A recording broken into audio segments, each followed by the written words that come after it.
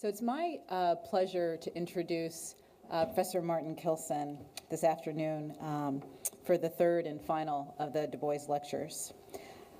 Professor Kilson is the Frank G. Thompson Professor of Government Emeritus.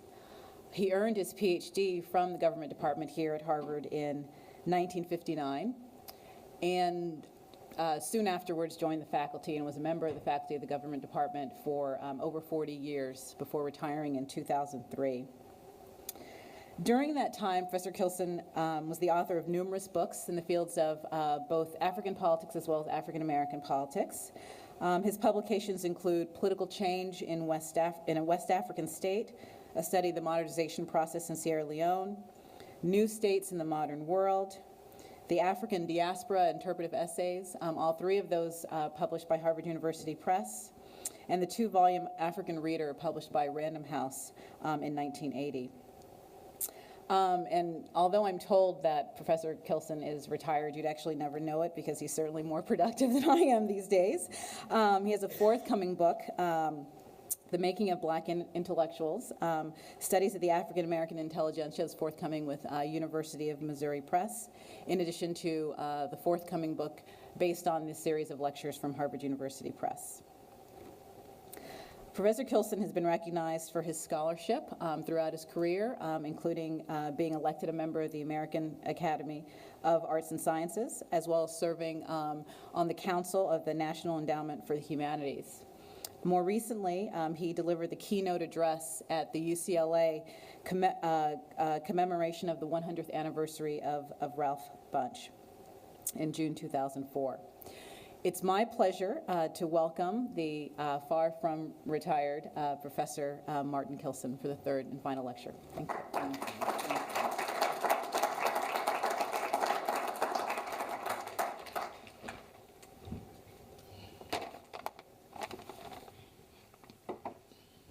Thank you very much, Professor Gay. She probably doesn't know how often I used to nod to her when she was a graduate student in 1990s. There were only about 3 those days, and still in the political science department, or what we call here the Department of Government. I can remember her so well. So I'm so kind of her to take her time out from all her work. I know she's not too far away from being a new mother. And so it's very kind of you, Professor Gay, to introduce me. I first want to just show a couple things which relate to my lecture yesterday. There's just evidence of the what I call the Du Bois's black communitarian ethos and thinking. This, maybe you can pass it around for me. That's okay. This is a whole century of the second church for Negroes in this small mill town on the western border of which was still an old Negro rural town, where in fact most Negroes in the mill town originally came. It was an underground railroad area which picked up Negroes as they came out of Maryland into southern Pennsylvania. This was the 100th anniversary volume for this church, the Baptist Church, the second of the 2 churches for Negroes in this little Milltown area where I come from. It was organized in 1887, 1888, several years after the first church, which was the African Methodist Union Protestant Church, which my maternal great-grandfather, who was also a Civil War veteran, helped to organize right in the mill town. It's a marvelous piece of black communitarian history. And I'm so glad it occurred to me. So, and then after you look at it, Professor Gay, and pass it around, this is another piece of this kind of history too. When you think of it, it's the yearbook for the group of about maybe 110 Negro kids. I was one of them, all males who graduated from Lincoln University. It's a portrait of what the sort of the life cycle of the university was during those 4 years. And I didn't know whether I still had a copy of it, but it's enormously important kind of volume. And this is another black communitarian organ. It's one of my Bibles, so to speak. It's the relatively recent issue of the African Methodist Episcopal Church Review called the AME Church Review. So I think people will find those things interesting. I am deeply honored, as I said several days ago at my first lecture, that the governing board of the Harvard W.E.B. Du Bois Institute selected me to deliver these 3 lectures for 2010. As the director of the Institute, Professor Henry Gates knows well, I have a strong affection for the Institute, an affection that extends way back to its foundation years in the late 1970s. I was part of that small group of African-American faculty at Harvard in the early and mid-70s who launched the Institute and who struggled for resources to help it to fly. Anyway, from 1991 onward, when Professor Gates became the Du Bois Institute's director, he found the streamlined wings and the jet fuel that enable the Du Bois Institute to fly very high indeed. This 3rd lecture and last lecture I call The Intelligentsia and Black Ethnic Commitment, a critique of Jonathan Holloway's discourse on these matters. I will first talk about just several background reflections. I will then talk about elements of Du Bois's what I call black ethnic commitment ethos. Then I will say something about Holloway's antipathy to black ethnic commitment ethos. Then I will critique Holloway's chastisement of 2 prominent black American intellectuals and academics who are part of the black ethnic commitment ethos, Professor Cornel West at Princeton and Professor Henry Gates here at Harvard. So that there I will critique Holloway's chastisement of them. Then I will have a brief conclusion that I call Defending the Du Boisian Legacy. In this 3rd of my Du Bois lectures, I want to address extensively for you, more than I have done so far, the topic I've already discussed in my 2nd lecture on Black intelligentsia activism patterns, 1905 to 1960s. That 2nd lecture, in that 2nd lecture, I remarked as follows. For Du Bois, in 1903, the core ideological ingredients of a progressive black leadership nexus with the African American masses amounted to a moral imperative. Accordingly, Du Bois articulated a set of progressive black leadership propositions that lay out what might be called the obligation and responsibility contours of the emergent 20th century black intelligentsia.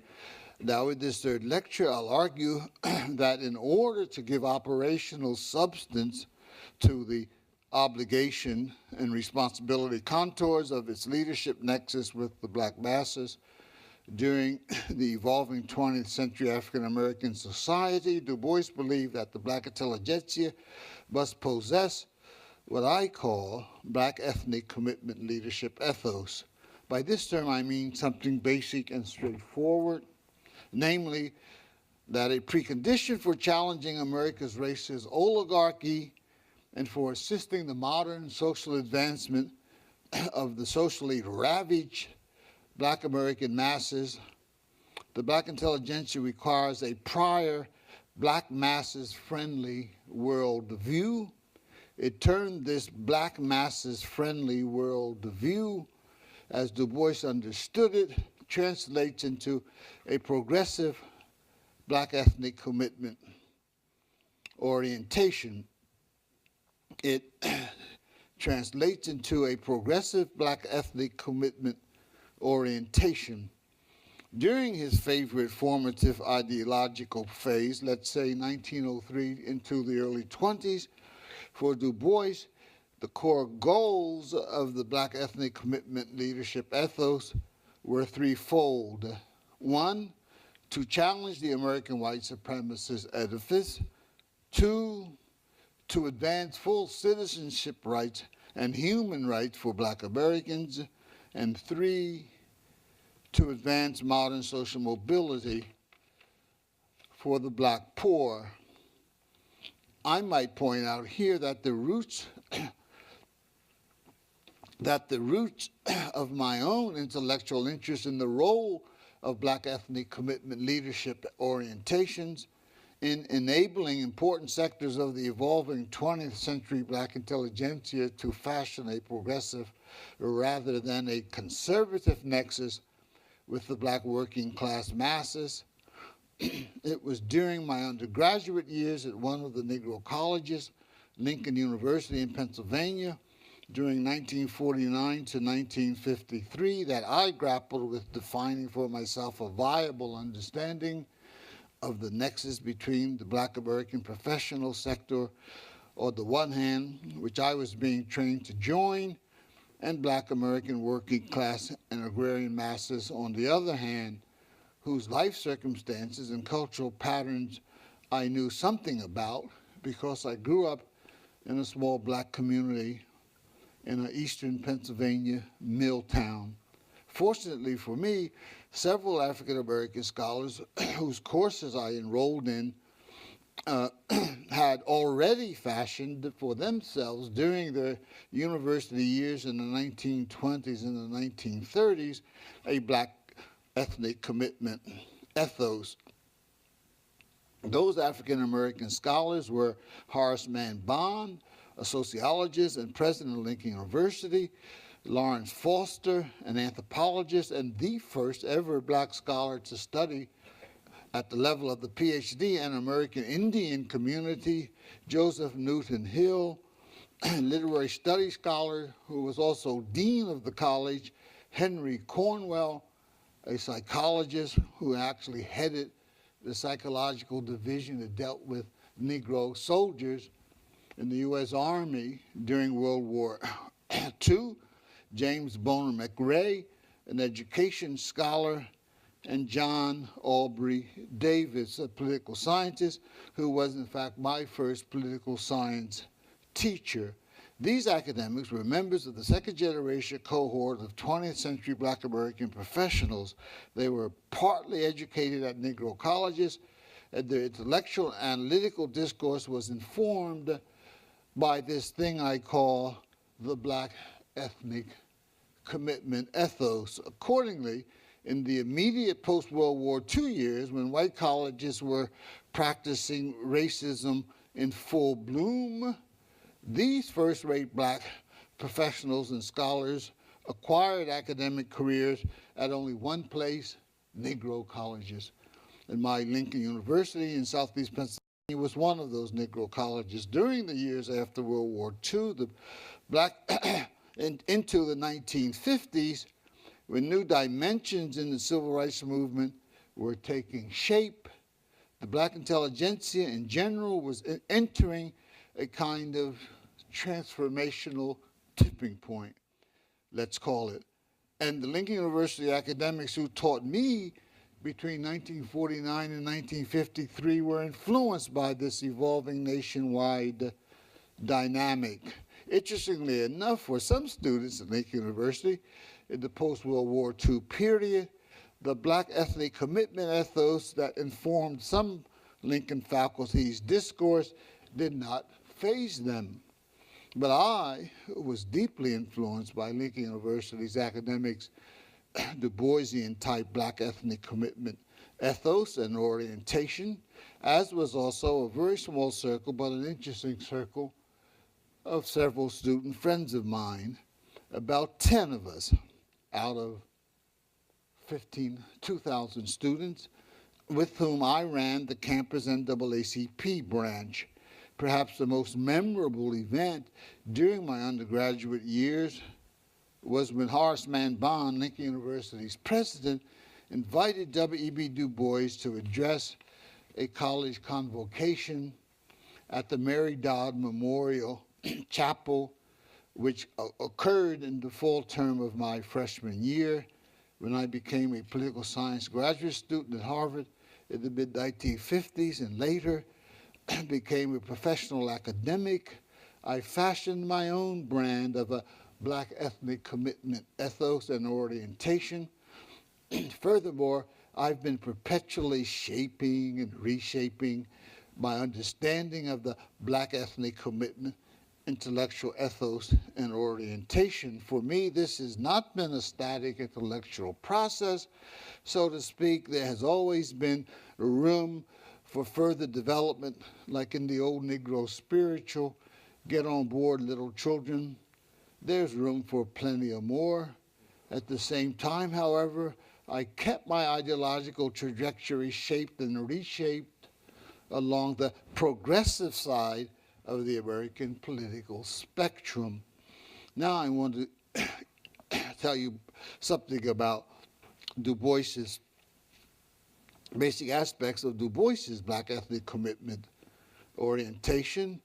The manner through which W.E.B. Du Bois fashioned what I call a Black ethnic commitment orientation or ethos for himself was a perpetual process of shaping, reorganizing, redesigning the intellectual substance of that orientation. As I noted in my second Du Bois lecture, the ingredients of Du Bois's variant of the ethnic commitment orientation extend far back in time to his sophomore and junior years at Fisk University.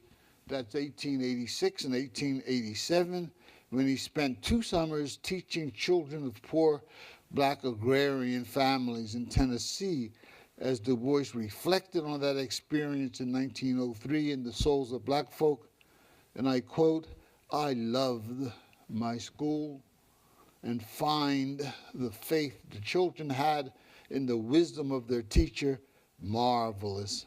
There they sat, 30 of them, on the rough benches, their faces shading from pale cream to deep brown, the little bare feet swinging, the eyes full of expectation, and the hands grasping Webster's blue-back spelling book." Of course, it was not the term Black ethnic commitment that Du Bois used when he initially formulated the intellectual and ideological meaning of his close identification with the frightful plight of the late 19th century Black agrarian masses and their children.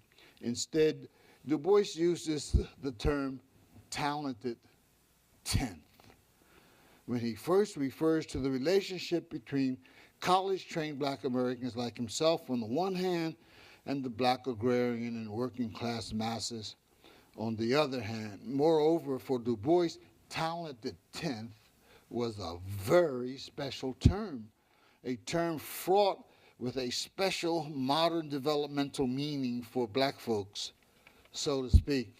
Now, as far as I can determine, Du Bois first uses, and maybe Professor Gates can correct us on this, as far as I can determine, Du Bois first uses the term talented tenth, and always with capital T, always with capital T, in chapter 6 of The Souls of Black Folk, an incredible chapter. It's titled Of the Training of Black Men. Du Bois' use of the term talented tenth is in the context of a discussion defending the need to expand higher education for Black youth in the South. And the reasons for defending in 1903 the higher education of Black youth in the South was, in Du Bois's eyes, patently clear. as Du Bois puts this, and I quote, "For this is certain, that no secure modern civilization can be built no secure modern civilization can be built in the South with the Negro as an ignorant, turbulent proletariat." As an ignorant, turbulent proletariat. He then points out that despite the oppression that socioeconomic backwardness imposed on black folks since the end of Reconstruction, black youth have continued against the odds their quest for full-fledged higher education. Here's how Du Bois puts this formulation. "We ought not to forget that despite the pressure of poverty and despite the active discouragement and even ridicule of friends, the demand for higher training steadily increases among Negro youth.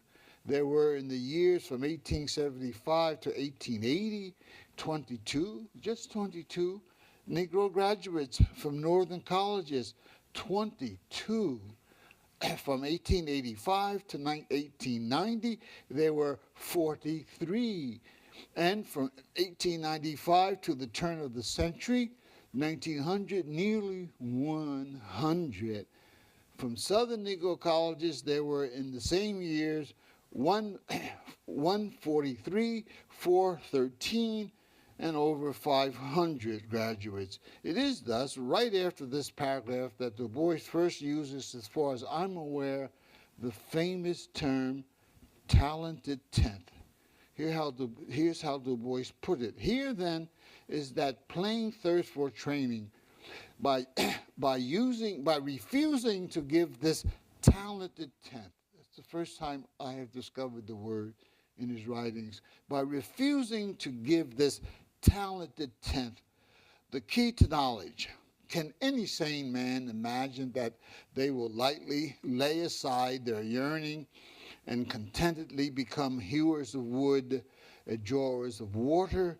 No, the dangerously clear logic of the Negro's position will more and more loudly assert itself in that day when increasing wealth and more intricate modern social organization preclude the South from being, as it so largely is today, simply an armed camp for intimidating black folk. That's at page 105. Now, in the same year, 1903, when Du Bois first uses the term talented tenth, in the April 1903 printing of The Souls of Black Folk, which I'm lucky to have an original copy, he had a second opportunity to discuss this topic in a strange place, in a chapter in a book titled The Negro Problem, that was edited by his nemesis, shall we say, that is by Booker T. Washington, and published in New York City in late 1903. Du Bois used the term talented tenth as the title of his chapter. In that chapter, he provides a table listing the number of college-educated black Americans between 1880 and 1900. I think I had the table distributed to you. Did you distribute them? Do you people have it? It's a marvelous table. Among several other tables I want to distribute it to you.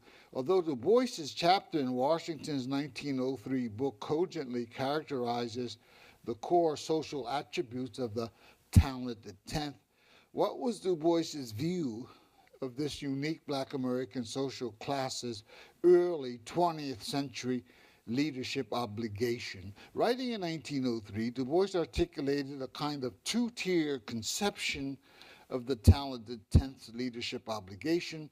Its first leadership task was to acquire for itself a viable understanding of the post-emancipation era Southern social and economic order. In chapter 9 of The Souls of Black Folk, titled Of the Sons of the Master and Man, Du Bois remarks that because of slaveocracy's defeat in the Civil War, by the 1890s, systemic power in the South was now controlled by new white power class. Here's how Du Bois puts it. The rod of empire that passed from the hands of Southern gentlemen in 1865 has passed to those men who have come to take charge of the industrial exploitation of the New South, the sons of poor whites, fired with a new thirst for wealth and power, joined by thrift and avaricious Yankees, and by unscrupulous European immigrants. Into the hands of these men, the Southern laborers, both white and black, have fallen, and this to their sorrow. But among the black laborers, all this is aggravated, Du Bois says, by a race prejudice which varies from a doubt and distrust among the best element of whites on the one hand to a frenzy hatred among the worst on the other hand. And it is also aggravated, Du Bois says, by the wretched economic heritage of slavery. That's at pages 169 to 170 of The Souls of Black Folks. Now, as Du Bois viewed it, once the talented 10th understood the character of systemic power in the New South, its second leadership task or obligation was to assist the black masses of advancement into modern society, or to use one of Du Bois's favorite terms, into modern civilization. That's one of his favorite terms, into modern civilization. Here's how Du Bois puts this in chapter 9. Today, no one seriously disputes the capability of individual Negroes to assimilate the culture and common sense of modern civilization, and to pass it on to their fellows and offsprings. If this is true, then there is the path out of the then here is the path out of the oppressive economic situation, and here is the imperative demand for trained Negro leaders of character and intelligence, men of skill, men of light and leading, college-bred men, black captains of industry, and missionaries of culture, men who thoroughly comprehend and know modern civilization and can take hold of Negro communities and raise and train them by force of precept and example, by deep sympathy, and by the inspiration of common blood and ideals. That's at page 172. Here then Du Bois was providing in 1903, I think, a precise description of his operational understanding of how the talented 10th should proceed leadership-wise as it enters the 20th century. Thus, when I formulated my own concept of the black ethnic commitment leadership ethos as a guidepost for evolving 20th century black intelligentsia, I simply reinterpreted the Du Boisian talented 10th conception of the nexus between the black elite and the black masses. Accordingly, in my analytical schema, the progressive sector of the evolving 20th century black elite and professional class is a sector that embraces this black ethnic commitment ethos. Thus, there is no doubt that it was Du Bois who first formulated the intellectual, the ideological, the moral precepts favoring a kind of black ethnic commitment ethos for adoption by the evolving 20th century black professional stratum. Now, Holloway's antipathy to black ethnic commitment mindset. Jonathan Holloway is a political historian who teaches in the Department of Afro-American Studies and the Department of History at Yale University. Holloway is also an African American. In generation terms, Holloway belongs to a historically unique cohort of college-trained African Americans who attend white majority, not black majority institutions of higher education. Of course, this is a development associated with the post-civil rights movement era. When I entered Lincoln University as a freshman in the fall of 1949, some 90% of every black American entering college attended a black majority institution, not a white majority institution. Perhaps 12 black students entered the University of Pennsylvania in 1949, when I entered Lincoln University, 25 entered Penn State University.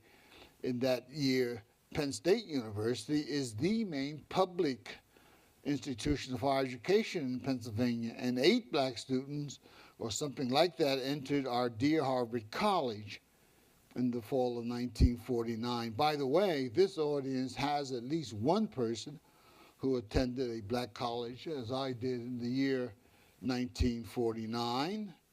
I became interested in Professor Holloway's writings when I discovered from an article he published in a 2001 issue of a main African American studies journal, namely the Black Scholar, that Holloway is part of a small cadre of African American scholars who have produced a kind of oppositional analytical perspective toward the Du Boisian progressive intellectual legacy. I was surprised by what I read in Holloway's 2001 Black Scholar article. After all, throughout my academic and intellectual career, I fashioned an analytical and intellectual discourse along the lines of what I view as the Du Boisian intellectual tradition. In doing so, I was following in the footsteps of many, if not most, African American scholars and intellectuals among that second generation group of black scholars who taught my cohort of black college students in the post-World War II period. Many of those post-World War II African American academics produced works that reflected a kind of Du Boisian intellectual imprint, as it were. I have in mind African American scholars like John Hope Franklin, historian, Rayford Logan, historian, Horace Mann Bond, sociologist, Allison Davis, social psychologist, Sterling Brown, literary studies, St. Clair Drake, anthropologist, Charles Johnson, sociologist, Kenneth Clark, social psychologist, Robert Weaver, economist, Charles Hamilton Houston, law scholar, Mamie Clark, social psychologist, Irene Diggs, anthropologist, Oliver Cromwell Cox, sociologist, to mention only a prominent few.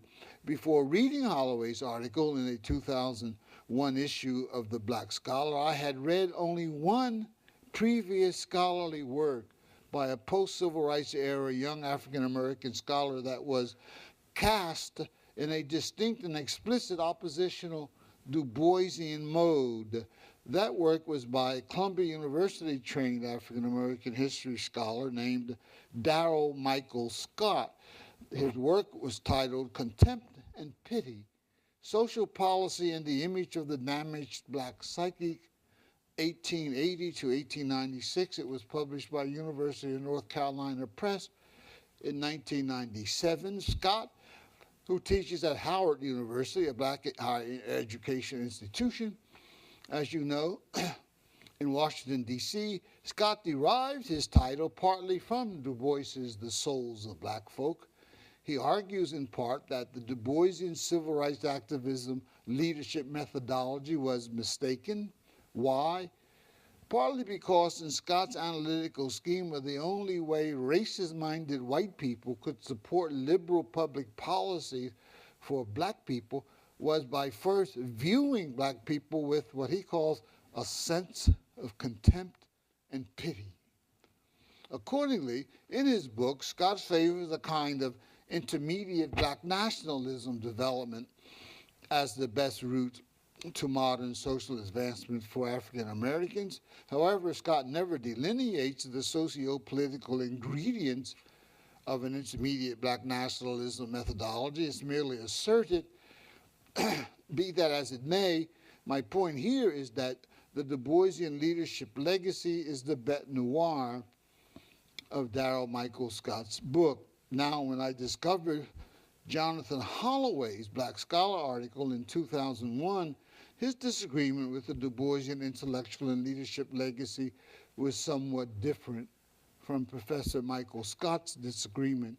Jonathan Holloway's oppositional perspective toward the Du Boisian intellectual and leadership legacy does not focus on the political systemic level Rather, Holloway focuses on the individual African American scholar and intellectual level. Holloway conceives of the black scholar and intellectuals as a kind of intrinsic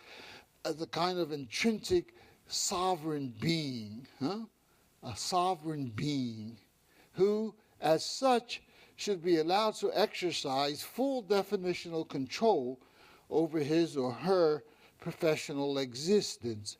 From Holloway's perspective, as a sovereign being, the evolving 20th century black intelligentsia personality inhabits a kind of natural intellectual identity realm, shall we say, which means that such a personality's ethnic milieu cannot be violated by his ethnic or her ethnic confares.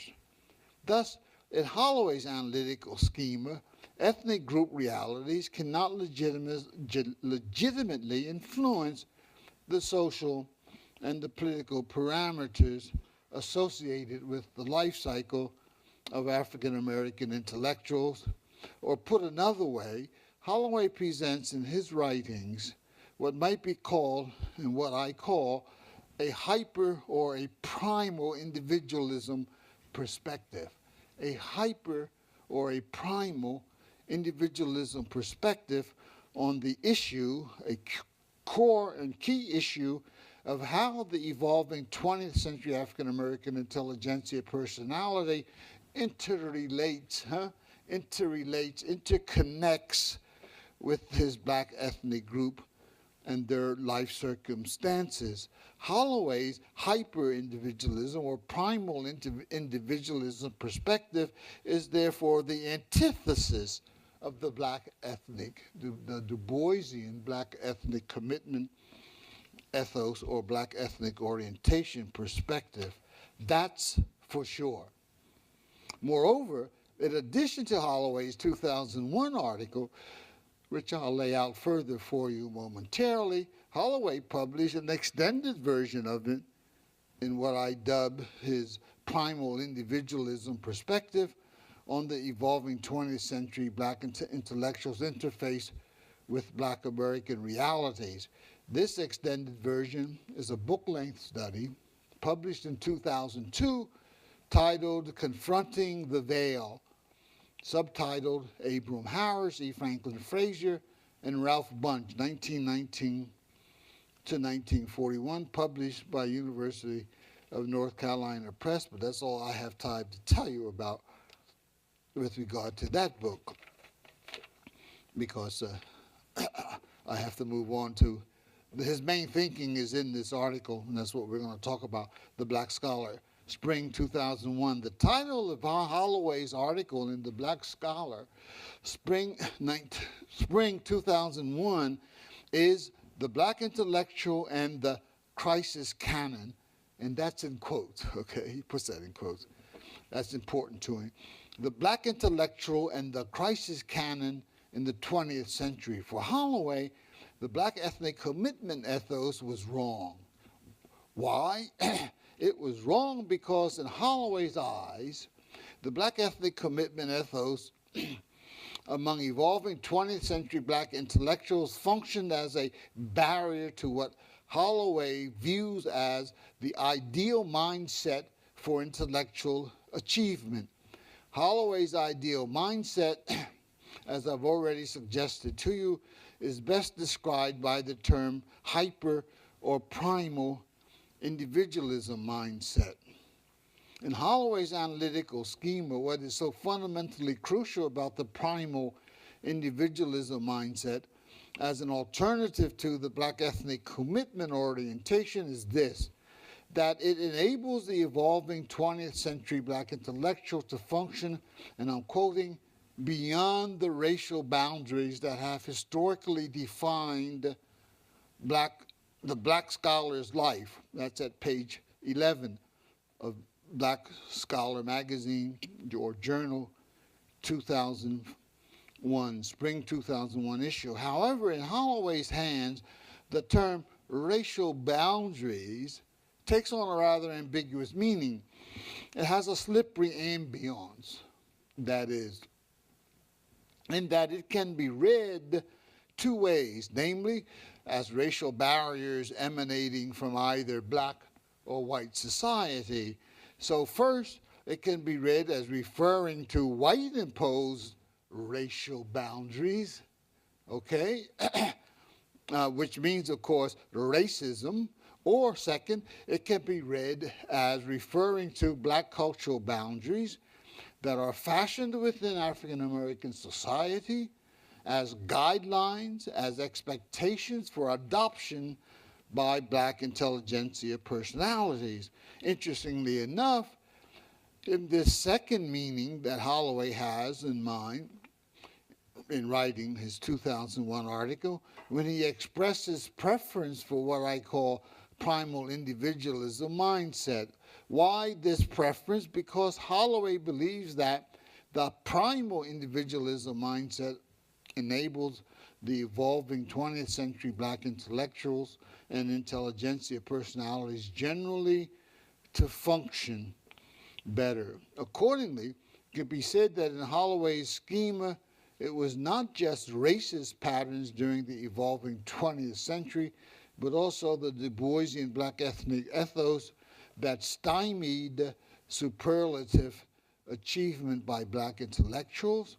When presenting this argument, Holloway attempts to reinforce it in his article by quoting disapprovingly W.E.B. Du Bois's observation in The Souls of Black Folks, where Du Bois is imploring the talented 10th, or at least its progressive sector, that it has, and I quote, a heavy responsibility to the struggling masses, a heavy responsibility to the darker races of men.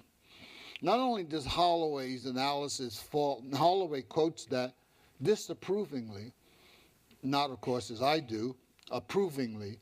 Not only does Holloway's analysis fault the Du Boisian black ethnic commitment ethos for depriving black intellectuals access to the primal individualism outlook, Holloway also faults the Du Boisian legacy for what he considers an intellectually dysfunctional mode of discourse that he calls crisis canon discourse. For Professor Holloway, crisis canon discourse is one that overemphasizes the American racist system's impact upon black intellectuals in particular, and upon black people and their realities in general. Indeed, for Holloway, black intellectuals themselves have produced too many works that overemphasize America's racist patterns. Here's how Holloway formulates this issue in a paragraph of his Black Scholar article. It's clear, I'm quoting, it's clear that the core concept of crisis continues to shape and distort our evaluation of blacks and of black intellectual work as well to this day. That's at page 3. It happens that quite early in Jonathan Holloway's presentation of what he dubs crisis canon argument in his 2001 Black Scholar article, Holloway takes to task the earliest 20th century black intelligentsia personalities who laid the foundation of what I call the black ethnic commitment ethos. Among these early 20th century black intelligentsia pioneers were figures who launched the black intelligentsia's first major organization, known as the American Negro Academy, founded in 1897 by the black American philosophy scholar Alexander Crummell at Wilberforce University in Ohio. Crummell's early colleagues and in the launching of the American Negro Academy were major intelligentsia figures, early ones like John Wesley Cromwell, like Reverend Francis Grimke, like Monroe Trotter, Anna Julia Cooper, Reverend and later A.M.E. Bishop R.R. Wright, Archibald Grimke, as well as, of course, William Edward Burghardt Du Bois, among other such intelligentsia figures. From Holloway's primal individualism perspective, It was a grave mistake by Crummell and his black intelligentsia colleagues to organize the American Negro Academy as the black population was just entering the 20th century. Why? Because in doing so, says Holloway, they erroneously fashioned, and now I'm quoting, they erroneously fashioned social and historically specific expectations and institutional structures that constrained their, that is, black intellectuals, their work. Blacks and whites alike, he says, have assumed that black intellectuals ought to speak for the black community. Blacks, as intellectuals, have been presented with the obligation to represent to white intelligentsia what all blacks think, do, and feel. More often than not, black intellectuals have been discussed solely in a racialized context and considered experts or authorities only on those issues that deal with the black race. That's at page 4 of his article. The foregoing is one of several quite candid characterizations by Jonathan Holloway, what I've called his preferred primal individualism mindset that he thinks should have governed the growth of the evolving 20th century African American intelligentsia. Now, any attentive reading of the aforementioned Holloway critique of Alexander Crummell and other founders of the 1897 American Negro Academy immediately reveals how wrong-headed Holloway's critique is. For one thing, all one has to do is to read the charter of the 1897 American Negro Academy to know that its structure and goals were not conceived, in Holloway's words, to constrain their, that is, black intellectuals' work.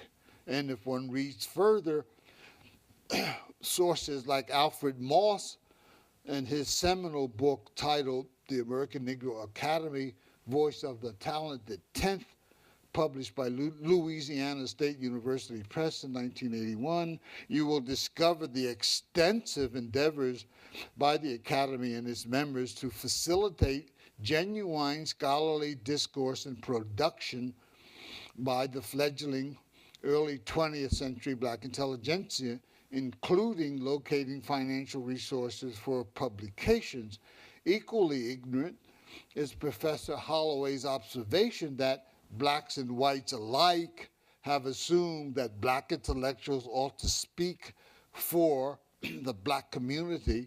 My response to this Holloway observation is this: pray tell, who but the fledgling Negro talented tenth, who but the fledgling Negro talented tenth were the children, the mothers, the fathers, and other post-Civil War era offspring of former slaves supposed to turn to as leaders, as spokespersons for advice, for guidance, for organization, and for overall civil society agencies by which to fashion viable paths into America's rugged, raunchy, and white supremacist modern civilization? Who should they turn to? I also have another response to Holloway's observation regarding black people's expectation of its post-emancipation era intelligentsia. In his preference for a kind of primal individualism option being available to the evolving 20th century black intelligentsia, Holloway operates on an assumption that a primal individualism identity pattern functioned as the norm among emergent 20th century Irish American, Jewish American, Italian American, and other white intelligentsia. But this assumption is invalid. As a matter of historical experience and fact, white intelligentsia among Irish, Jews, Italians, and even WASP white Anglo-Saxon Protestant Americans were frequently measured by their ethnic communities in terms of what I would call obligation and responsibilities to those ethnic communities.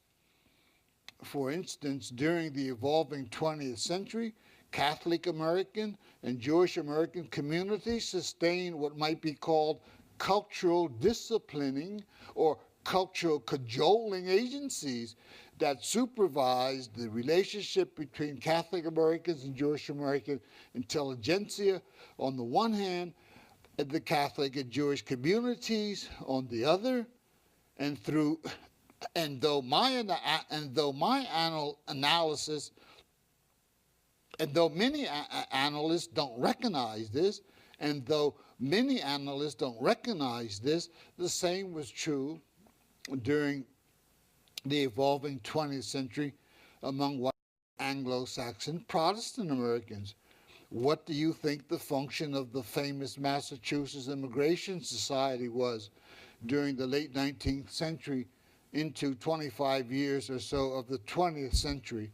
And pray tell, what do you think the function of the infamous Ku Klux Klan was about among a broad swath of Southern elite elite WASP society, of course, including the intelligentsia during the late 19th century and throughout some 60-odd years of the 20th century. Thus, my analytical point here is plain enough, namely that there was nothing bizarre or stupid on the part of those early 20th century black folks who entertained what Holloway dubs historically and specific expectations.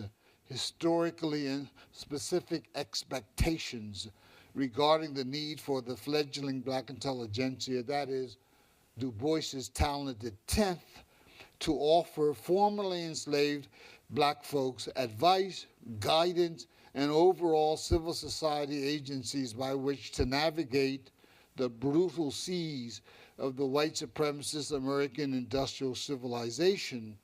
Now, in a further elaboration of the substance of his primal individualism or outlook, as I call it, Holloway tells us more about his disagreement with Christ's canon, about his preference for Christ's canon discourse. He presents this elaboration as a kind of formal definition of what he means by the term Christ's canon discourse. Here's how Holloway puts it. This essay offers a consideration, that's the essay in Black Scholar, Spring 2001 issue. This essay offers a consideration of the underlying significance of the black intellectual Christ's canon, a term highlighting the fact that writing about black intellectuals almost always revolves around a crisis of the moment, or the crisis of living in a world where many people believe that, in fact, the words black and intellectual are mutually exclusive. It is clear that the core concept of crisis continues to shape and distort our evaluation of black people, and also distorts our understanding of the work of black intellectuals today. That's at page 3. Let me suggest that Holloway's crisis canon argument is really little more than a kind of rhetorical elaboration of what I call primal individualism ethos toward the evolving 20th century black intelligentsia. Holloway's crisis canon argument is a clever rhetorical way for Holloway to avoid a candid, critical, analytical encounter with the role of America's racist oligarchy in ravaging black people's citizenship status, human rights, and their social mobility in the evolving 20th century American society.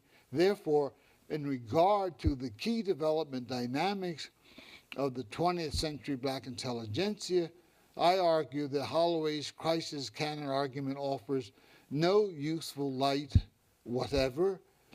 Accordingly, I arrived at the conclusion that the crisis canon issue is presented as a kind of sidebar discussion in Holloway's 2001 Black Scholar article. Thus, the central topic discussed in Holloway's Black Scholar article relates to his fervent belief that the primal individualism mindset, not the Du Boisian Black ethnic commitment ethos, was a more desirable and effective orientation for ensuring the development of an effective 20th century American society, as well as 20th century American Black intelligentsia. Thus, as I proceeded into the middle section of Jonathan Holloway's Black Scholar article, I was rather interested at discovering a major subsection in which Holloway uses the careers of two prominent contemporary African American intellectuals in order to critique the influence of the Du Boisian Black ethnic commitment ethos among the 20th century Black intelligentsia. The two Black intellectuals discussed by Holloway have been associated with the development of first-rate Black studies or African American studies programs at two prominent universities, Princeton University and Harvard University. The name of those scholars, Cornel West and Henry Louis Gates. A critique of Holloway's chastisement of Henry Gates and Cornel West. Professor Jonathan Holloway commences his critique of the intellectual careers of Henry Louis Gates and Cornel West by quoting from their 1996 book titled The Future of the Race. This volume is an overview commentary on the status of Black studies or African American studies on white campuses like Harvard, Princeton, Yale, and elsewhere. In the eyes of Professor Jonathan Holloway, however, that talented African American intellectuals are facilitating the growth of Black studies programs and African American studies programs is unfortunate at least, and perhaps at the worst, an abomination. Here's how Professor Holloway puts it. Gates and West begin the book, that is, Future of the Race, which, by the way, was the title of the 1902 book by Booker T. Washington, his first essay on the matter, where does the Black intelligentsia, or where should the Black intelligentsia go? He titled it The Future of the Race. Gates and West begin the book, The Future of the Race, their version of it, declaring their institutional affiliation with Harvard and delineating the duty they face as Black scholars charged with the task of building premier research and teaching programs in African American studies. That's his quoting from the West and Gates book. Ensconced in the most ivory of towers, that's his description of Harvard, ensconced in the most ivory of towers, both scholars still talk about their particular responsibility to uplift the race. They see themselves quite literally as the grandchildren, and I'm along with them, I'm one of those grandchildren. They see themselves quite literally as the grandchildren of Du Bois's original talented 10th, and thus feel morally obligated to speak and act as racial representatives for Black America to white America. Without doubt, Gates and West, this is Holloway still speaking, without doubt, Gates and West's rhetoric is as laudable as their agenda is massive.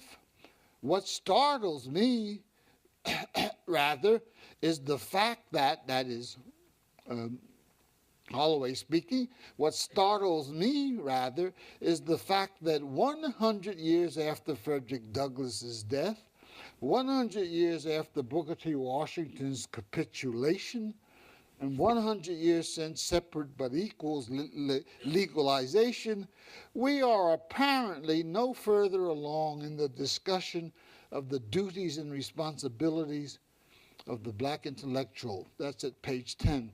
This overall Holloway oppositional posture towards the Du Boisian Black ethnic commitment ethos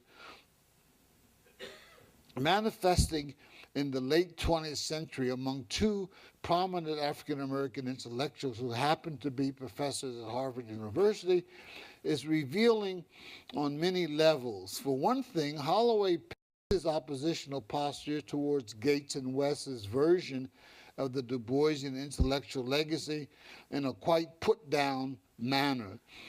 This put-down posturing is partly apparent in Holloway's comment about Gates and West being ensconced in the most ivory of towers. That is, of course, Harvard University. There is also a put-down aura or tone in Holloway's observation that both scholars, that's Gates and West, still talk about their particular responsibility to uplift the race. Now, as I've remarked earlier in this lecture already, there is solid historical evidence that many white ethnic American communities have expected and still expect their intelligentsia members to assist their ethnic communities' needs. Why then does Professor Holloway consider it some kind of mad hat behavior for Cornel West and Henry Louis Gates to assist the advancement of African Americans or to uplift the race, using here that rather quaint old-fashioned Negro intelligentsia language, uplift the race? This particular oppositional put-down stone thrown by Holloway at West and Gates is, I think, also weighted down with conservative ideological political implications, which is to say that in Professor Jonathan Holloway's analytical schema, it is an unacceptable or illegitimate form of democratic participation and action to assist African Americans by assuming that there continues in the late 20th century racist practices that unfairly obstruct and harass African American citizens. Indeed, as Holloway puts this matter, and I quote, it startles him, it startles me that 100 years after Frederick Douglass's death and 100 years after the Booker T. Washington's capitulation, we are apparently no further along in the discussion of the duties and responsibilities of the black intellectual. Note here that in a quite strange manner, Holloway actually pretends that this clear put-down commentary on West and Gates is not also a condemnation of African American intellectuals in general who identify with the Du Boisian leadership and intellectual legacy. Here's how Professor Holloway formulates his curious denial. Is this critique, that is of West and Gates, is this critique refutation of the notion that black intellectuals, or any other intellectuals for that matter, have a moral duty to save their politically and sociologically defined community? No, he says. That's at page 11. I don't think Holloway's denial holds water because it is patently clear, I think, that his assault on Gates and West is meant as a criticism of the progressive wing of the black American intelligentsia in general. Furthermore, there is another Holloway criticism of Gates and West as black people-friendly African-American scholars that I want to challenge. It happens that in his 2001 Black Scholar article, Jonathan Holloway claims that black people-friendly African-American intellectuals like Gates and West represent what Holloway views as a distorted or pathological kind of intellectual behavior. Their behavior is pathological, says Holloway, because as activist intellectuals like Gates and West and others of their ideological peers, they are attempting to assist modern type communities that are too inherently complicated.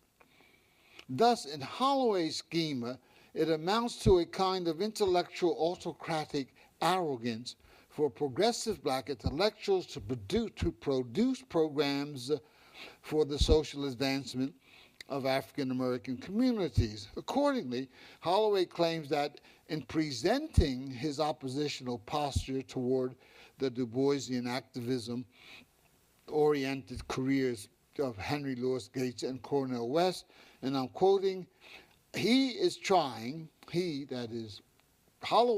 is trying, that's where the quote starts, is trying to guard against intellectual activism that devolves into a single person representing to the world what the needs, the problems, the dilemmas, or the desires of a community are. Communities, after all, are in a state of flux and are far more elastic or malleable than any one person can pretend or hope to be.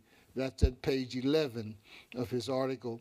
Now, I think this is a very strange observation by Holloway and a confusing paragraph by an historian. For one thing, Professor Holloway is saying that it's an act of generic error for an activist-oriented intellectual to offer programmatic formulations about the plight of an aggregate community. Why? Because in Holloway's view, performing this role is a kind of autocratic intellectual imposition by activists and intellectuals. Furthermore, Holloway believes that historically, communities are too complex a phenomenon. They comprise too many parts and variables, or in Holloway's words, communities are, and this is a quote, in a constant state of flux. Accordingly, Holloway believes that activist intellectuals cannot fathom the real character of communities and therefore should not fashion programs for communities to advance by. Now, from my analytical perspective, however, there is something really quite strange about the analytical schema that Holloway employs in his critique to critique the black people-friendly intellectual careers of Cornel West and Henry Louis Gates in the field of African American studies. It happens that on the basis of the historical record of communities worldwide, scholars know that what might be called strategically located persons have for thousands of years prescribed or formulated guidelines, programs, and options for communities to function and advance by. Such strategically located persons, as I call them, include, of course, kings, queens, tribal chiefs, elders, clergy, business leaders, civil society leaders, and, of course, intellectuals. Why then does Professor Holloway, as a historian, think that this worldwide historical record should be ignored when we're dealing with the modern advancement needs associated with black people in the United States? So, as I continued reading Holloway's 2001 Black Scholar article, I thought maybe Holloway wouldn't elaborate a defense of what I considered to be his strange argument. But elaborated he does. Here's Holloway's elaborated he does. Here's Holloway's elaboration. Once one succumbs completely, this is weird, once one succumbs completely to the pressure of saving the race and devotes scholarship to a single aggrieved community, that means black folks, one runs the risk of falling lockstep into the tautology that constructs a crisis canon. Black intellectuals have been and still are expected to know only blackness and to care about only black issues. Such thinking reduces the complexity of life into a simple and fabricated code that conspires to limit creative possibilities. That's at page 12. From my analytical vantage point, the foregoing commentary by Holloway is, as I've already suggested, rather bizarre. Why do I say this? Because it is riddled with caricature formulations. First, I dare say that Holloway cannot adduce one stitch of evidence to show that Cornel West and Henry Louis Gates have succumbed completely to pressures of saving the race. So I suggest that this is just fabricated caricature thinking by Holloway. The same is true, I think, of Holloway's statement that Gates and West, quote, devote scholarship to a single aggrieved community, that means black people.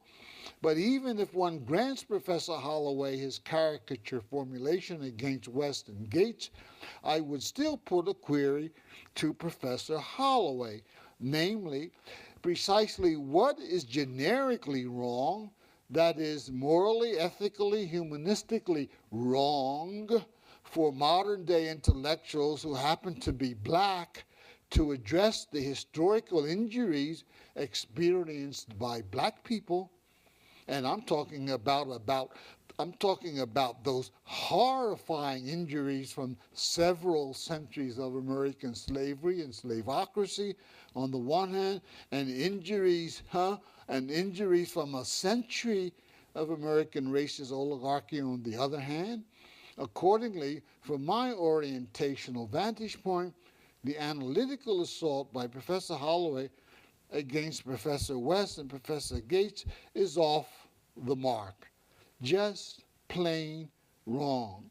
Furthermore, note that Holloway broadens his analytical assault against West and Gates by applying it to the evolving 20th century black intelligentsia generally. He does this with his crude remark that black intellectuals have been, and still are, expected to know only blackness and to care only about black issues. Now, I would like to know precisely who among the evolving 20th century black intelligentsia Professor Holloway had in mind when he formulated this rather absurd observation. Who does he have in mind? I dare say that Professor Holloway cannot identify one important 20th century black intelligentsia personality of serious professional capability who behaved in the xenophobic and just stupid intellectual manner suggested by Holloway's observation. I ask Holloway, what important African American intelligentsia personality during the evolving 20th century argued that black intellectuals should know only blackness and care only about black issues? Certainly not the American Negro Academy founder, Alexander Crummell. Certainly not any of Crummell's colleagues in the American Negro Academy of significance, not John Wesley Cromwell, who was a newspaper editor in Washington, D.C., not Archibald Grimke, a civil rights lawyer and a 1909 founding member of the NAACP, not William Sanders Scarborough, the first ever major African-American philologist, not Anna Julia Cooper, an educator and civic activist figure, and of course not William Edward Burghardt Du Bois. Nor could Holloway have in mind serious black intelligentsia figures who succeeded the American Negro Academy generation. I mean personalities like John Hope Franklin, like the historian, like Benjamin Mays, the theologian, like Charles Johnson, the sociologist, like Horace Mann Bond, the sociologist like James Weldon Johnson, the first director of the NAACP, not AME Bishop Reverdy Ransom, not Charles Hamilton Houston, who founded in 1929 the NAACP Legal Defense Fund, not Allison Davis, the first major black social psychologist, not St. Clair Drake, one of the early black anthropologists, so forth and so on. So I suggest that as an early 20th century African American, as an early 21st century African American academic at an Ivy League institution, Professor Jonathan Holloway has fashioned for himself an analytical discourse, an intellectual discourse that is antithetical to the Du Boisian black ethnic commitment ethos, Holloway's discourse rejects the intellectual discourse that many, if not most, evolving 20th century African American intelligentsia personalities adopted. Of course, Professor Holloway is fully legitimate in designing for himself an intellectual discourse that is antithetical to the Du Boisian intellectual legacy, and of course, as a 79-year-old timer who evolved out of the 20th century black intelligentsia, I too am legitimate in designing a Du Boisian friendly intellectual discourse and using that discourse as a framework for understanding the 20th century mainstream black intelligentsia's quest to democratize our American racist oligarchy. This is, of course, is what I've attempted to do in these 3 Du Bois lectures. A concluding thought defending the Du Boisian legacy. Finally, let me leave you with a concluding commentary that makes more explicit one of my long-standing intellectual and ideological precepts as a member of the 3rd generation cohort of evolving 20th century African American intelligentsia figures. I've already mentioned in my first 2 Du Bois lectures that I am 79 years old, and therefore I'm part of that age cohort of 20th century college-educated black Americans who attended overwhelmingly Negro colleges. It happens that among that cadre of first generation and second generation 20th century college-educated black scholars and intellectuals who were teaching at Negro colleges when I entered Lincoln University in 1949, there weren't many who practiced Professor Holloway's preferred primal individualism identity outlook for black intelligentsia personalities. Instead, my research on the cohort of black academics during the high noon period of black colleges suggests that those academics articulated some version of a Du Boisian black ethnic commitment ethos. Now, as Professor Holloway closes out his argument in defense of the hyper-individualism or the primal individualism orientation in his 2001 Black Scholar article, he informs his readers that he views the brilliant African-American novelist Ralph Ellison as the intellectual fountainhead for his own primal individualism outlook. In his Black Scholar article, Holloway informs us that he considers as a stunning insight, a kind of ethnic identity observation that Ralph Ellison made in a 1963 issue of the progressive journal Dissent. Ellison's article was titled "The World in a Jug." That's the title of the article, which is a marvelous title, by the way. The World in a Jug. It was written in response to an earlier article authored by the editor of Dissent magazine, the white American critic Irving Howe, who was critical of Ellison for his non-activism posture toward the black civil rights movement and its goals, as compared, say, with James Baldwin's posture. Ellison's famous response to Howe was as follows: "While I am, without doubt, Negro and a writer, I am also an American writer." Now, as I've just mentioned, Professor Holloway thought Ellison's reply to Howe amounted to a stunning insight. I gather that Holloway is attracted to what I call Ellison's Americanistic type formulation of his intellectual identity because it tilts against the Du Boisian black ethnic commitment orientation. From my analytical perspective, however, Ralph Ellison's Americanistic type individualism formulation as a 20th century black intellectual never quite appealed to me. Although, like Holloway, I consider Ralph Ellison a Dorian figure, among both 20th century African American and white American creative writers, I differ with Holloway in regard to his celebration of Ellison's Americanistic kind of individualism formulation, as I describe it. Why do I say this? Partly because I consider Ellison's individualism formulation somewhat banal. After all, what else can a creative artist who has multi-generational American roots be but an American writer in terms of one's nationality attributes?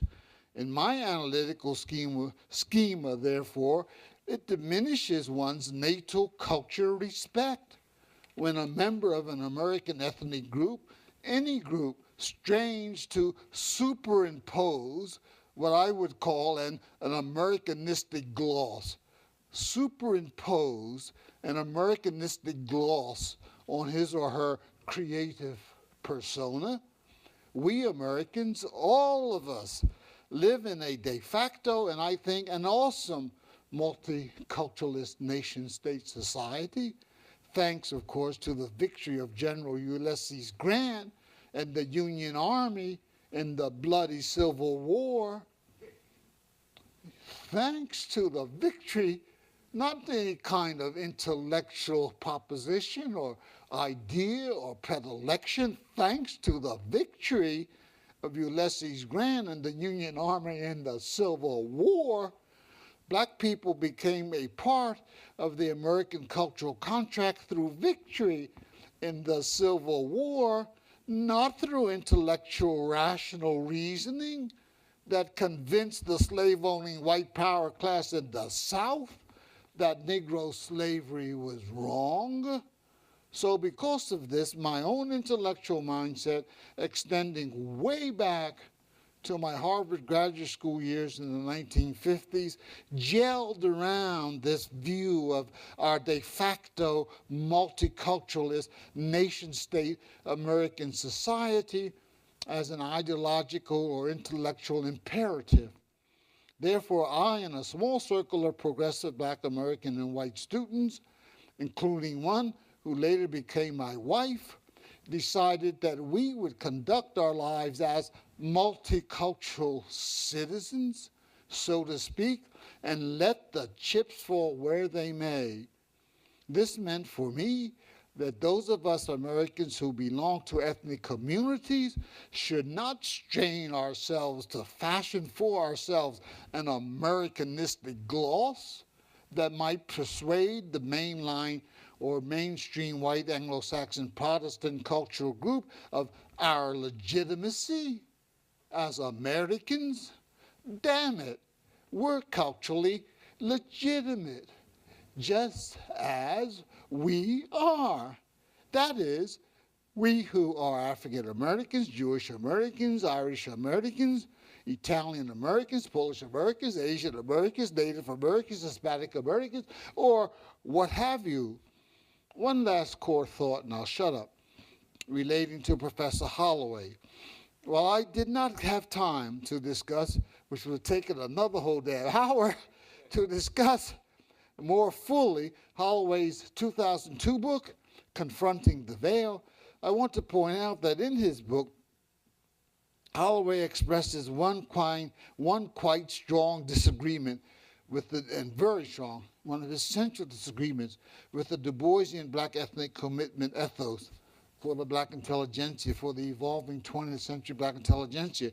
That strong disagreement on Holloway's part relates to his belief that the Du Boisian connected elements among the 20th century black intelligentsia practice a kind of ethnocentric antipathy toward black professionals and intellectuals who wish to go it alone ethnically, who wish to go it alone ethnically, so to speak. That is, who wish just not bother with black folks and black realities. We all know brothers and sisters like that. Let me say that this belief among Du Boisian, about the Du Boisian legacy, and Professor Holloway is quite mistaken.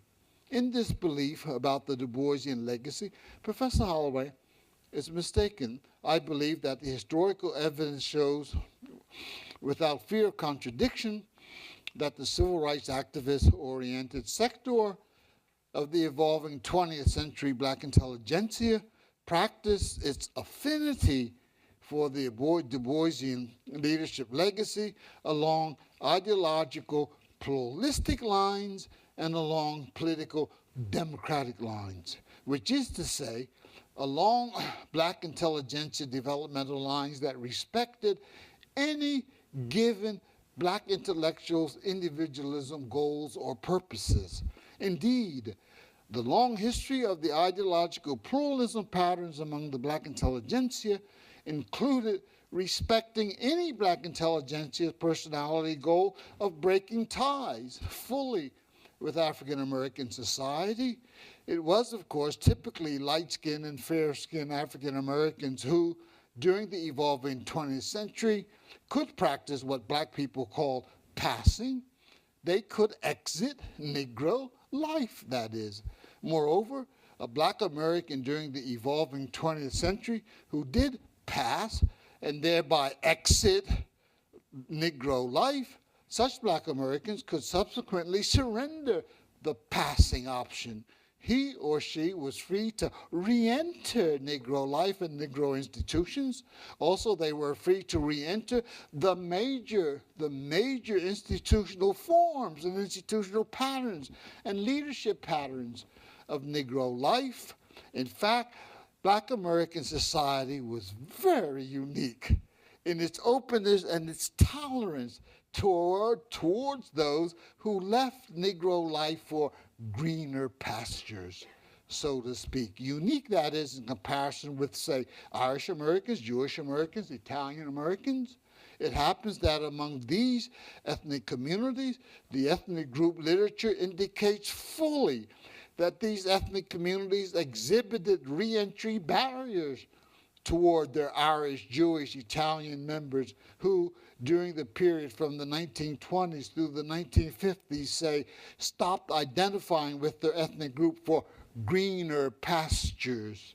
So the implication throughout Holloway's writings that there was a kind of dead hand of intolerance, let's call it, toward individualism goals among black intelligentsia is just plain wrong. Professor Holloway's discourse on this matter is, of course, therefore, off the mark. Indeed, a genuine pluralism and tolerance was in fact associated with the Du Boisian and explicitly the Du Boisian black ethnic commitment orientation among 20th century black intellectuals and intelligentsia generally. And this pluralism afforded intellectuals and professionals a broad range of individualism goals.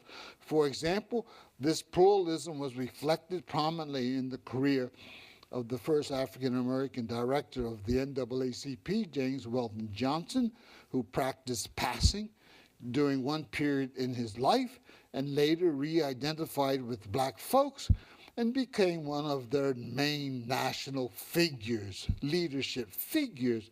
This ideological pluralism among 20th century black intelligentsia also applied to just thousands of intelligentsia personalities who, after exiting Negro life, but had a kind of epiphany, as Johnson did, and thereby re-engaged with the needs of black folks and re-entered Negro society. Thus, I believe that Jonathan Holloway is just wrong about the absence of ideological pluralism in the ranks of the evolving 20th century black intelligentsia.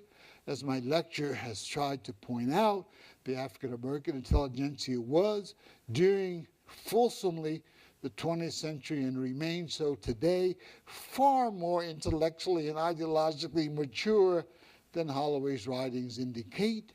Holloway seems to believe that the Garvey movement's autocracy, intellectual, and leadership style became a normative pattern within the overall black intelligentsia during the 1920s, 30s, into the 40s. But fortunately, the Garvey movement's black autocracy style did not prevail among the broad ranks of the African-American intelligentsia. Accordingly, when one looks back across a century of the Du Boisian intellectual legacy, back, that is, to the 1903 Guidepost to African American Progressivism, that incredible text, The Souls of Black Folk, I believe that a solemn intellectual debt is owed to the Du Boisian legacy. I designed my 3 lectures so as to demonstrate the serious knowledge depth, the serious humanitarian depth, and the serious progressive depth, and the black people respectful depth of the Du Boisian intellectual legacy. Had the Du Boisian black intelligentsia developmental roadmap, let's call it, been trampled and demolished, and several people asked this yesterday, but let me reply. Had the Du Boisian black intelligentsia developmental roadmap, let's call it, been trampled and demolished by the autocratic Bookerite, that is Booker T. Washington, accommodationism, black leadership processes, we would not be witnessing, as we now do, the liberal patterns that mainly characterize 21st century black intelligentsia and its processes on the basis of both federal level voting data and national level polls on political attitudes, something Professor Claudine Gay knows a hell of a lot about because that's what she studies. That's why we brought her from Stanford. On the basis of both federal level voting data and national level polls on political attitudes, today's black professional class is generally more liberal than its counterparts among Irish Americans, among Italian Americans, among Jewish Americans, and yes, among white Anglo-Saxon Protestant Americans, let alone Hispanic Americans, Asian Americans, and other ethnic groups. Accordingly, thanks to the liberal and progressive legacy of the 20th century black intelligentsia's persistent struggle for equalitarian opportunity, today's African American 21st century intelligentsia is defined at its core by absolutely first-class professionals and intellectuals. I have in mind professionals and intellectuals like Henry Louis Gates, Cornel West, philosophy scholar Toni Morrison, novelist Preston Williams, theologian John Payton, head of the NAACP Legal Defense Fund, Annette Gordon-Reed, law scholar and prize-winning historian Bob Herbert, New York Times columnist Charles Ogletree, law scholar, now painter, historian Lewis Jones, who was here yesterday, capitalist financial entrepreneur Raymond McGuire, a corporation lawyer, and another financial entrepreneur, Eugene Matthews. Some of you don't know these people, but I know because a lot of them went right through these doors here at Harvard College. Financial entrepreneur Ernest Wilson, political scientist and chair of public television board, just elected that post a month ago. Lee Daniels, sitting right here, a journalist in front of us, Vernon Jordan, corporation lawyer, Lonnie Guinier, law school, Morgan Freeman, an actor, Oprah Winfrey, media entrepreneur, Florence Ladd, she's here too, a novelist, Charles Jordan Hamilton, he's here too, corporation lawyer, Judith Jamison, director of Alvin Ailey's dance company, Charles Bolden, just recently made the head of NASA, an African-American engineer and also physicist, Mario Van Peebles, a filmmaker, Stephen Carter, law scholar, Jerry Watts, political scientist, Spike Lee, another filmmaker, Tavis Smiley, PBS television host, Henry McGee, president of HBO television, he was here the first day, Maxine Waters, member of Congress, that's J-E-H, Johnson, a corporation lawyer and also now the chief counsel to the Defense Department, by the way. That's J.E.H. Johnson. He's also the grandson of the first major black sociologist, Charles Spurgeon Johnson. That's his grandfather. William Julius Wilson, everyone knows him. He's here. Marion Wright Edelman, director of Children's Defense Fund. Jesse Jackson, civil rights lawyer. Eric Holder, U.S. Attorney General. Walter Carrington, U.S. diplomat. Earl Graves, head of Black Enterprise Capitalist Magazine. Ursula Burns, now CEO of Xerox and the first black woman to head any Fortune 500 company in this country, Walter Massey, the physicist, Mark Morial, president of the National Urban League, James Clyburn, God bless the man, member of the U.S. Congress, if you know what I mean when I say that, about the great old James Clyburn. Marvelous. He's gone way further on the progressive side of the lawmaking ledger than I would have ever predicted. I interviewed the man when he started his career, which is now probably 32, 35 years ago. Benjamin Jealous, president of the NAACP, Julian Bond, chair of the NAACP, and at last Barack Obama, president of the United States, to mention just the prominent few. I hope that new generations of liberal and progressive intellectuals among Black Americans, white Americans, among Asian Americans, among Hispanic Americans, and other American communities will continue to recognize what I view as a solemn intellectual debt that all Americans owe to William Edward Burghardt Du Bois. As I remarked at the start of my first lecture, the William Edward Burghardt Du Bois Institute mounts this 2010 spring term Du Bois lecture in the 100th anniversary year of W.E.B. Du Bois's launching of the NAACP's great monthly journal of African American progressivism, The Crisis, which he edited until 1934. One last thought, Henry, and then I'll shut up. From our vantage point here in the second decade of the 21st century, I think it is valid to say that measured on a scale of 0 to 100%, W.E.B. Du Bois's talented 10th, that is, the African American professional class or intelligentsia, has served the majority of 20th century African Americans reasonably well, which is to say that at the 60% or something like that measurement range. In making this kind of evaluation, it is important to remember that the Black professional class's agency vis-a-vis assisting the modern social advancement of the 20th century Black American masses always had to contend with horrific white American bigotry constraints of a kind that none of the white ethnic groups, professional class, or intelligentsia ever confronted. Not the American, Irish American professional class, not the Jewish American professional class, not the Italian American professional class, not the Polish American professional class, nor any white American professional class had to face the vicious bigotry constraints faced by the 20th century African American professional class. In general, we can hypothesize two kinds of limitations on the professional class development of the Black professional class leadership agency.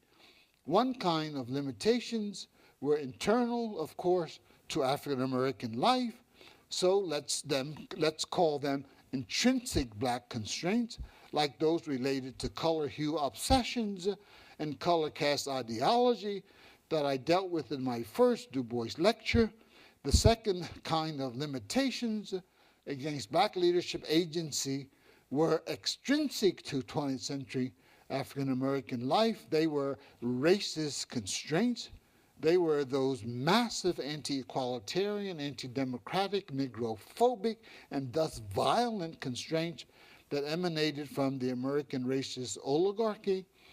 Let me leave you with the observation that it is my belief that the Du Boisian intellectual legacy significantly assisted the African American professional class to overcome much, although not all, of those intrinsic Black constraints on the one hand, and on the other hand, the Du Boisian intellectual legacy helped the Black professional class to fashion some degree of what might be called systemic efficacy, let's call it, toward surmounting racist constraints to African Americans' quest in general for equalitarian parity in our society. I hope my 3 lectures have been intellectually stimulating and analytically viable as guideposts to a better understanding of W. William Edward Burghardt Du Bois's intellectual legacy. Thank you for listening to me.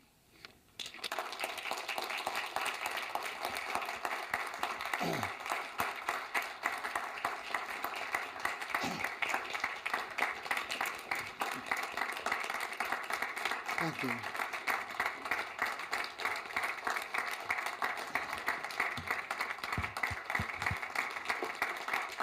Thank you. Thank you. Thank you, Marty. That was marvelous. Just great.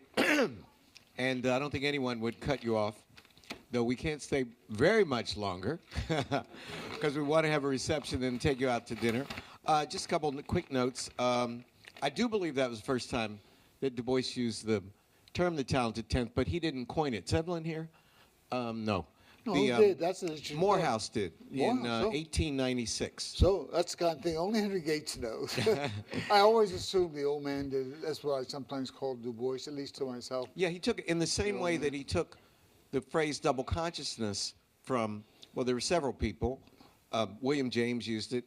I did know that. And Alfred Binet, who was a great psychologist in 1896, published a book called On Double Consciousness, which Du Bois would have known because James, of course, was a psychologist and it was his mentor. Right. Here, he just emptied the signifiers of their content and changed them, which is a sign of genius on its own. Jonathan Holloway teaches at Yale, for Christ's sake, and so much for the elitism. And he's master of Calhoun College, so I don't want to hear that. No, and it's very dishonest. just the one question I have is, I just taught, in fact, some people here, Lee Daniels came. I just lectured about the black bourgeoisie yesterday in the great Fraser's book. Yes, sir. In the great class that Evelyn Higginbotham and I teach, Intro to Afro. And that was published in French, as you know, in 1956.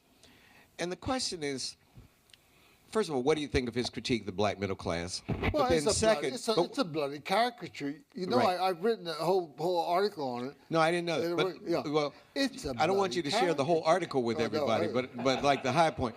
But what I want to know is, but there's some truth in the Not much. Not much. Not much. well, you're answering the question. Yeah. Because the question is, how can you go from a black middle class that's ashamed of being black, and that part of that was true. Black middle class would Yeah, not but that end was up only true by a small slither, and a slither that he moved around with via his upper bourgeois wife. Yeah, but who that's loved true. poker, who loved poker, and he. I mean, I know this is true, but let me finish the question. Go ahead. How do we get from a black middle class that was ashamed of Africa for a long time? Now, you know that as well as I Well, do. no, I don't know that. What are you talking Well, about, no, Marty? I don't know that. These are all caricatures. the- But look, the- I don't have time to deal with this. All right, I mean, okay, go because ahead. I can tell How you- do we get there? I'm amazed that one of our real talented thinkers, Henry Louis Gates, that he hasn't fought his way through these caricatures. Marty, I have, but there You were. have not. You have not, But- Henry. but you there have were- to give me another $10,000 and I'll do a series. Okay, I'll be I'll be glad to do that. We have 2 other lecture series that we'll be glad to have you here. But do you remember in Lorraine Hansberry's Raisin yeah. in the Sun, Well, yeah. right? Even she caricatures black attitudes toward Africa. That's 1959. Remember? But you know, so I don't want to. But what I want to know is where. Let me ask you it this way, My Mark. Methodist clergy fathers and grandfathers didn't. Well, I know, but they were. I think that thousands of black clergymen had the right perspective on Africa. they did. They did. They did. But what I want to ask you is this. I want you to listen. When did the black middle class, remember even Du Bois's critique of the black middle class, when he writes his second essay about revisiting the talented 10th in 1948. Yeah. When was the shift? Well, he's angry then. Okay. But that's an interesting essay. It was. It is. And People Cornell know and I he's write about angry it. then. Right. They treated him like dogs, NAACP, but that's a whole other story. Right. You have to read Rudwig. He's really done the best on that. Okay, well, let me ask it another way. Was there a time for you when the black middle class was not socially sufficiently Oh, responsible? I purchased a lot of all that crap. You had to purchase it if you're in my generation. You read it, and then you cleansed yourself of it. Okay. We purchased a lot of crap about the brothers and sisters, as you're moving from, a flat-foot American young professional person to one who's intellectually mature and who knows the realities of the American racist oligarchy and the struggles of the brothers to, to maneuver around it and to negotiate it. Yeah, I purchased some of the Frazier crap, but it's crap. Oh, I know it's crap. It's crap. No, you don't know it's crap. Don't say it. No, Marty. Marty. That's why you asked the question. No. I'm asking you when the transition was. Oh, that the is the question. for me will come basically in the late 1960s. Thank you. It will come in the late 60s. I mean, I tell you that because there's two people here. One person, Leslie Daniels, will know something about it. Lee ran for several years. All the mechanics are trying to produce a twice-yearly journal among students, any kind of The Journal of Negro Affairs, right? It's hard to yeah. do. I have a complete set. You do, do you? Yes, Lucky very you. valuable. I can't find mine anymore. I'll sell it to you for $10,000. Yeah, so the second issue dealt with these matters. And I looked at the piece recently. The chap who was editing it, he's dead now, a marvelous boy, first generation, college educated boy. His name was Beard, Charles Beard, a marvelous boy. And he was the main one. The other was a historian, and I've never figured out what's happened to him. He was a fair-skinned brother. His name was Henry Binford. I remember the name, B-I-N-F-O-R-D, and they came and asked me, Mr. Kilson, would you try and pen something for this special issue about, what's the state of the, what we now call, what I've been calling the black intelligentsia, but what in general, another term is, of course, the term black bourgeoisie. And when they asked me, I said, I've been thinking about that recently because I had to talk about it to a little civic group near my hometown, near Philadelphia. And I said, yes. And if you read that article, you'll begin to see my, slowly pulling away because I had to do some research in order to deliver that talk to a civic group in Philadelphia. And I said, Frazier is all wrong. This is a caricature. What year was that? What year was that? Must have been the second issue, 1965. But it's a brown issue. I remember the color. But anyway, yeah, this is about. And then I worked at it. Sure.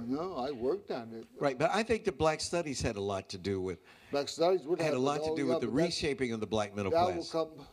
Well, it had a lot to do with reshaping discourse, with reshaping thinking. Sure. And it had a lot to do with mine too. How about Cruz's Crisis of the Negro Intellectual? How important No, was it had that? no impact on me, no impact on me at all, because it's got a whole lot of wrong-headed crap in it too. Okay, Brandon, we got to get two more questions in. You and I are going to have dinner so we can continue. Thank you. But it is something that I do think that people have underestimated the role of. Almost as bad as Frazier's Black Bourgeoisie. I think that people have underestimated so the role of Afro-American studies. And I don't think anybody's written it. I don't think Barack Obama would have been possible without Afro-American studies. That's a nice formulation. Brandon, two questions, and then we're going to break for. We're having reception outside, my dear. Yeah, Omar, we'll get to you. He's first. Go ahead. Okay. So I just want to, first of all, thank you, Professor Kilson, for your lecture and for your incredible career. Professor Kilson actually grabbed me a couple of weeks ago and just sat and talked to me for an hour and a half, and it was really, I remember it was really great. I just wanted to ask a quick question. I am a refugee from Yale, so I have had a bit of experience. But you're a Harvard graduate. I'm a Harvard graduate. That's right. And I had a couple questions to ask about Professor Holloway's essay. Quick question.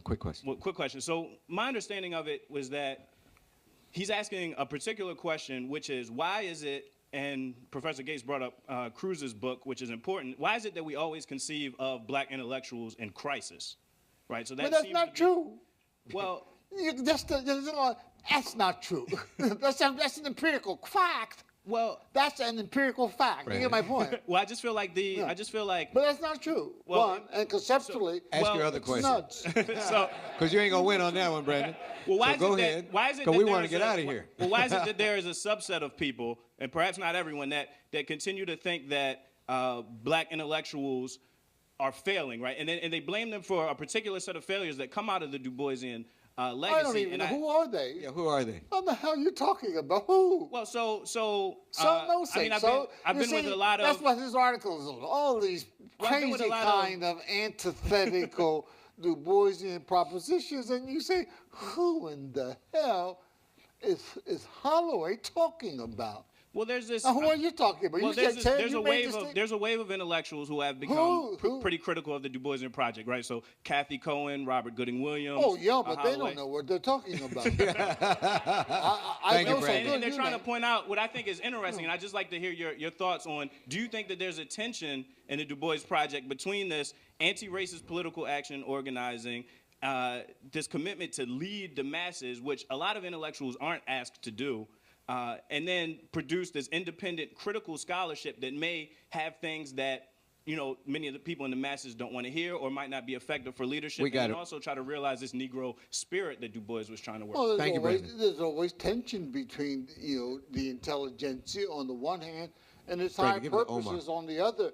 So that's nothing to worry about. Only time will tell whether that tension will be bridged. And in general, I would say the intelligentsia sector that was influenced by the Du Boisian ethos have bridged that tension. Yeah, there's always tension between intelligentsia and the popular sector, on whose behalf they are thinking, they are discoursing, they are reflecting on, ultimately with an empirical purpose, with a hands-on purpose to help the crisis that their life situation reflects. So, yes. Okay. And to assert that there is such tension, you're absolutely right, there is. Omar. But it's also bridgeable, and it's also overcome. Thank you. How are you? My question is very basic. I'm doing a project on the secular and sacred view of the civil rights movement. And two items that I've come across rather frequently is the role of the black church versus the role of the communist or socialist party. And I wondered if you could comment on that, or in a general or specific way, if you can, on how those two phenomena, what No role they played contest. in the There's shaping no of the contest. intellectual. There's no contest. The Negro church and all of its dimensions have been absolutely at the forefront of all that thinking that ultimately led to the high noon phase of the civil rights movement. Socialists made contributions, communists made contributions, especially because you have these individuals, once they have a real revolutionary mindset. I've never had it, but I know some communist friends who had it, and they'll go up against the wall, I'm thinking, about Schwerner and these guys. They go up against the wall. I almost had an invitation to go down in the fall of 1960, to go down into the eye of the storm. And my wife and I talk about it a lot. We had 3 close friends who went down, and about the last week of June, my professor, one of the few progressive WASP social science professors around Harvard, in that epoch, he's dead now, named Rupert Emerson, calls me. It says, I've just spoken to the head of the Ford Foundation. They're setting up 10 foreign area training fellowships. And his former student is involved in it. He calls him and says, is there anyone around Harvard working with you, Rupert, who might apply for it? And the application just meant for Rupert to call and give them my name or a name, and they had it. I said, gee, Rupert, I'd love to do it. We got the grant, and off we went. We 2 young progressive Harvard graduate students, myself and my wife. So all those thoughts from one of my closest buddies around graduate school, he was 4 years behind me, was the guy who thought of Freedom Summer. His name is Robert Moses. right on the steps, and we sit around the steps in the spring, just like a day like this, steps of a Widener library. And so I always wondered. But anyway, all the real discourse, the operational discourse that allows the civil rights movement to reach into the nooks and crannies of working class and lower middle class Black America. That's what was happening at the high noon period. That's all comes from the church, and the person who knows more about it, I think, than anyone alive, at least that's what I believe, I'm sure there must be someone else, is a black chap who's a historian at the University of Vanderbilt. His name is Dennis C. Dickerson, and he edits now, this is his 12th year, the AME Church Review. That's all he does, is to search out in the nooks and crannies of the black church, especially its African and Methodist, but also its Baptist, the guys who started mobilizing local Black America in the South, too, in the first instance. And so you should Thank you. You should contact Dickerson. He loves to help other scholars. Most people don't know, but the AME Church Review was like the New Yorker for black people in the 19th century. Oh, yeah. It was a major vehicle. Not just 19th century, right through the 20th century. But particularly in the 19th century, before the crisis. Yeah, that's right. The late 19th century. Yeah. Starts in 1884, so. And for literature. Yeah. Quite important. Final. Du Bois got a lot of his ideas of how to manage the crisis from the page of the AME Church Review. You got to go to the library to search it out, and your heart just beats. It just palpitates when you read this early stuff and say, God, these brothers were smart very early. It was so hard to be smart about black realities. Well, it's hard to, I keep forgetting, even though you're 79, you can talk forever, brother. I can. Good gosh, listen. Yeah. Another Kilsonian product. But I just want to, so I thank you for the lecture and so forth, but I think Holloway didn't have maybe the theoretical tools to argue what he wanted to argue. Now, for instance, I think it's silly to claim, oh, you know, this is a parochial thing to be interested in the affairs of Afro-America.